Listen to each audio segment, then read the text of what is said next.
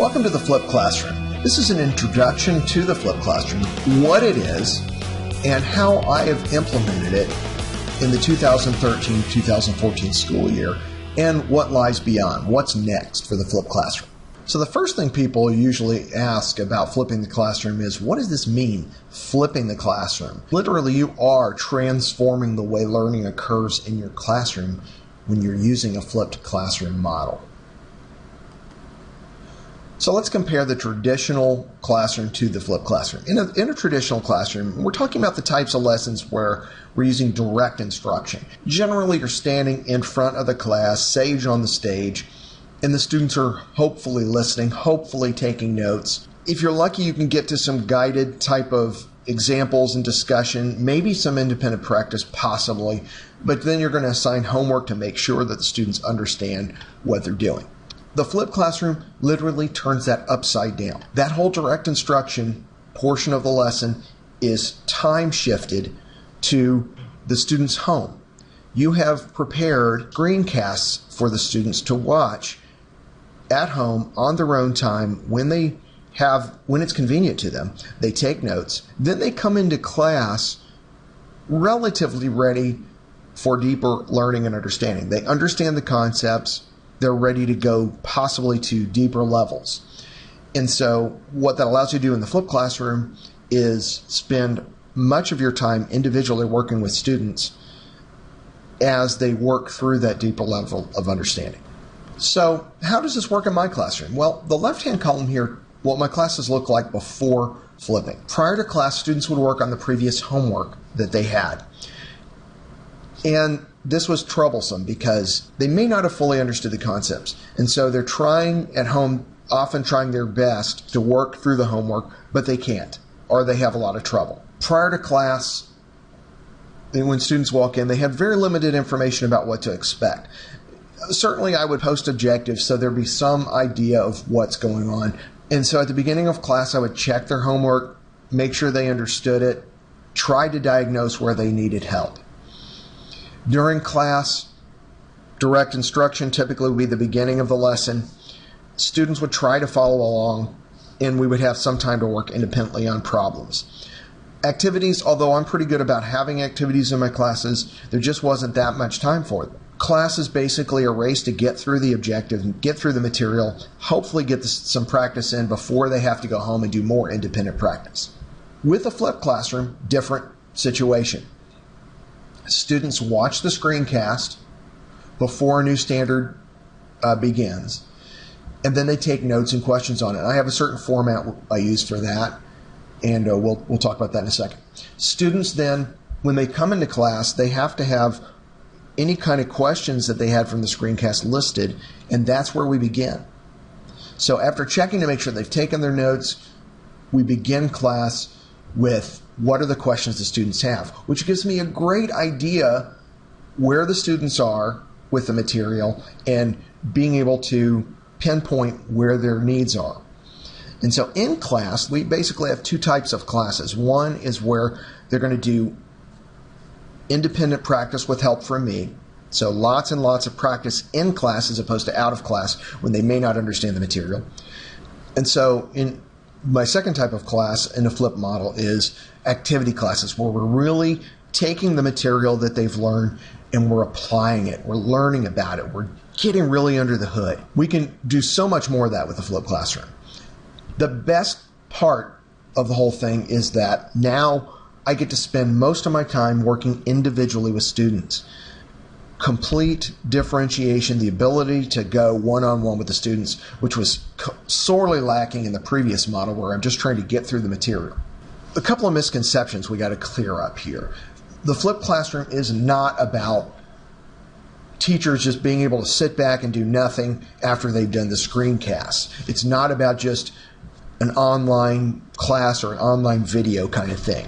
The flipped classroom is really about letting students take charge of their learning. You give them the material so that they can time shift it and look at it when they need to. They can fast forward, they can rewind, they can pause. They can't do that with direct instruction.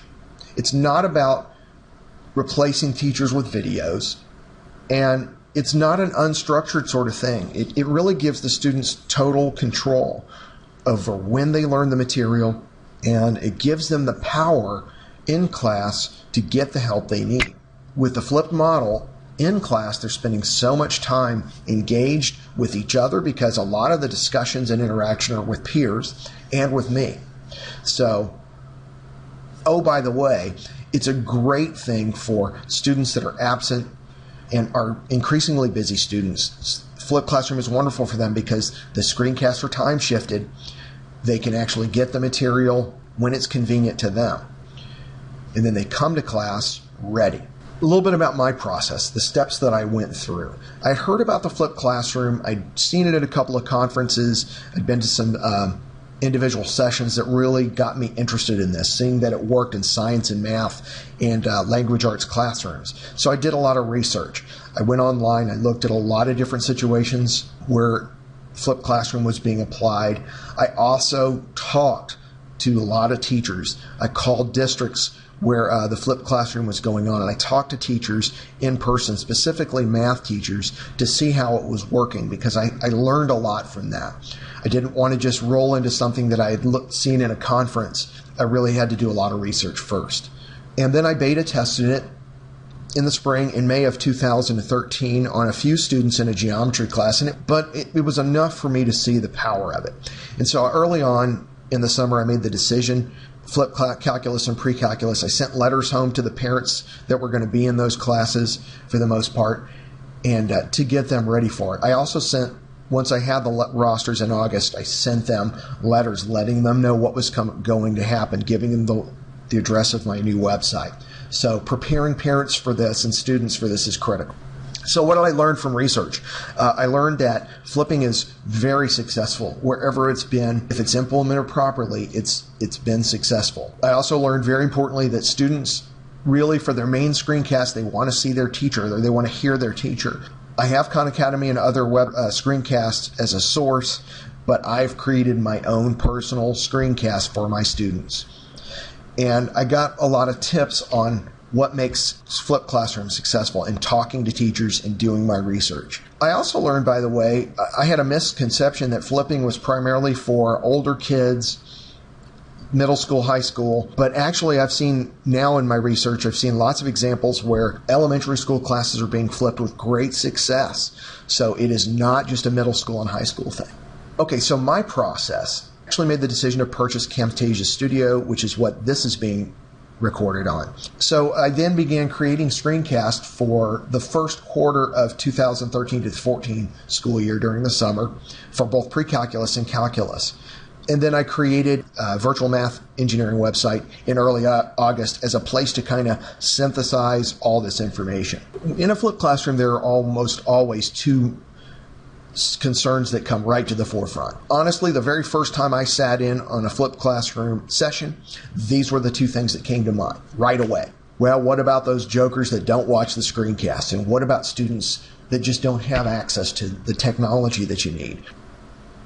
So let's talk about the main objection people have, or the main concern people have with flipped classroom, which is that some students won't watch the screencast. That's absolutely true. But, you know, in my direct instruction classes, there were kids that turned me off.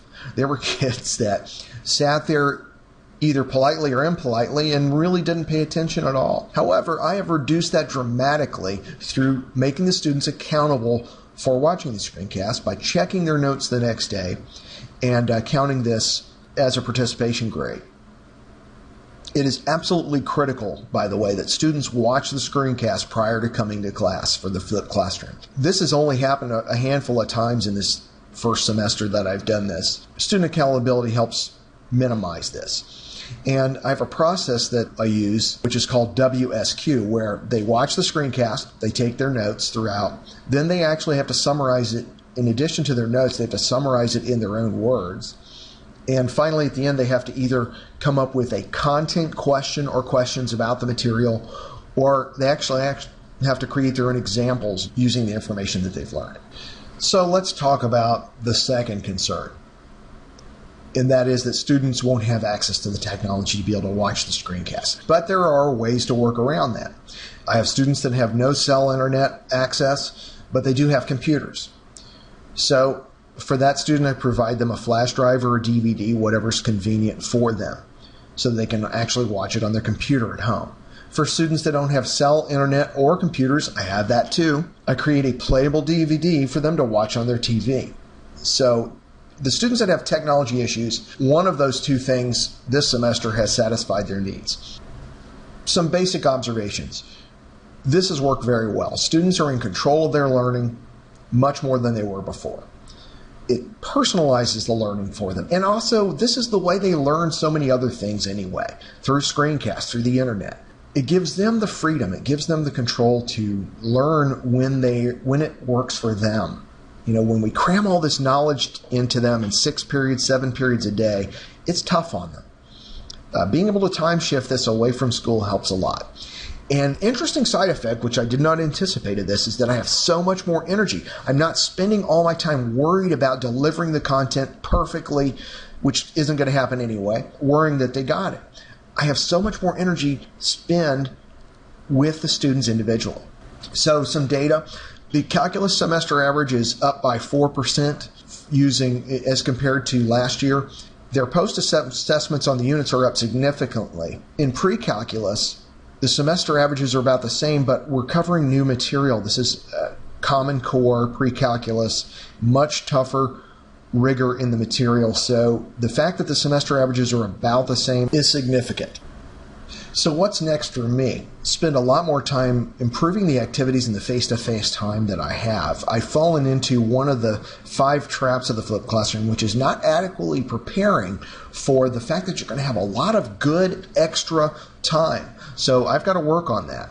I'm also going to partially or totally flip my other preps. And I am here to spread the gospel of flip because it has worked well for me. It has worked well nationwide. It's something that more teachers ought to consider. So that's a quick look at the flipped classroom and how it's being implemented in my classes this year. I hope this has been useful to you. I hope that you'll consider the flipped classroom yourself for your students.